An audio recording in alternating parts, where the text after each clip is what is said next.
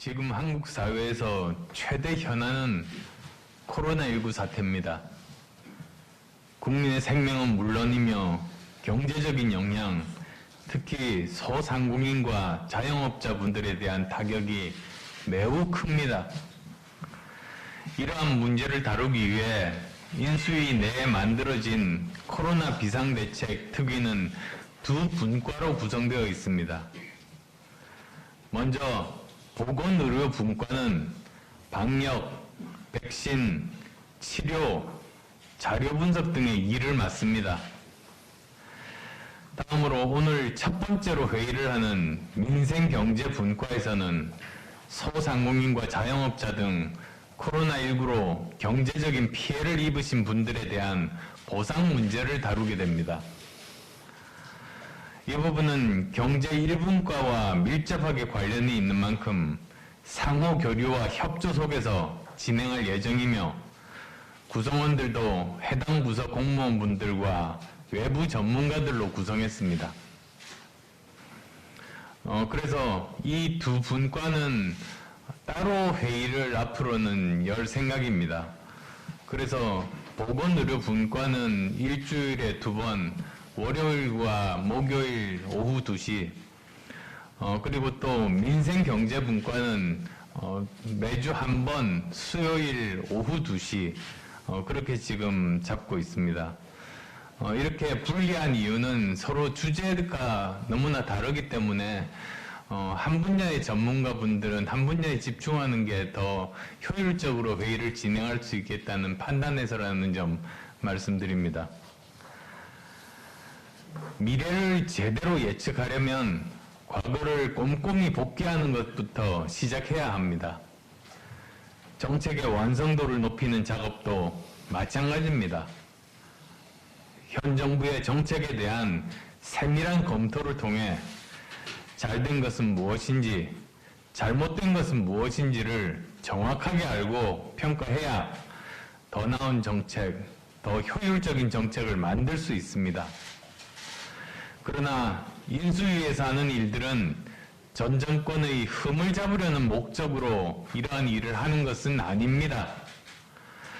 대한민국과 우리 모두를 위한 더 나은 대안을 찾는 것이 목표라는 점을 분명하게 말씀드립니다. 객관적이고 과학적인 자료에 근거한 것이 아니라 여론에 의존하는 정치 방역은 분명 잘못됐고 소상공인 손실보상 역시 미흡한 점이 많았습니다. 그러나 공직자들은 나름대로 애로사항이 있었을 수 있습니다. 국민의 목소리에 제대로 응답하지 못한 피치 못할 사정도 있을 것으로 생각합니다.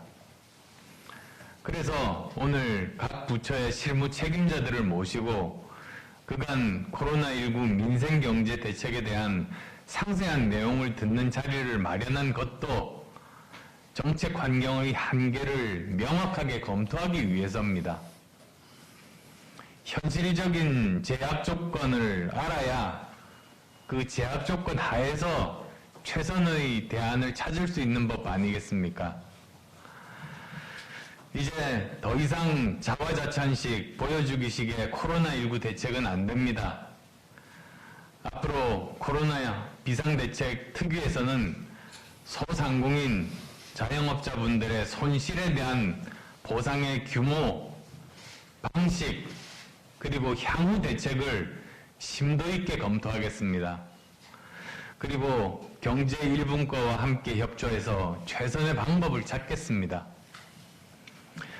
코로나 비상대책 특위는 한 명의 생명이라도 더 구하고 하루라도 빨리 일상회복을 앞당기는 일을 하겠습니다.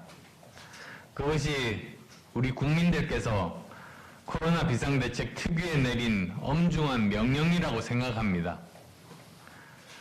위원 여러분, 공직자 여러분, 냉정하고 객관적인 현실에 발을 디디면서도 이 문제를 해결하기 위한 전문가 여러분들의 창의적인 발상을 기대합니다.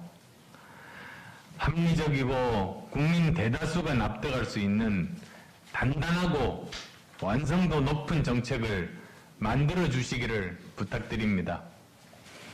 무엇보다도 이제 더 이상 잃을 것도 없는 한계 상황에 직면한 소상공인과 자영업 사장님들의 눈물을 한시도 잊어서는 안 됩니다. 혼신의 힘을 다해 그분들을 구할 수 있는 최적에 대한 최선의 방안을 찾아주시기 바랍니다. 고맙습니다. 예, 감사합니다. 이상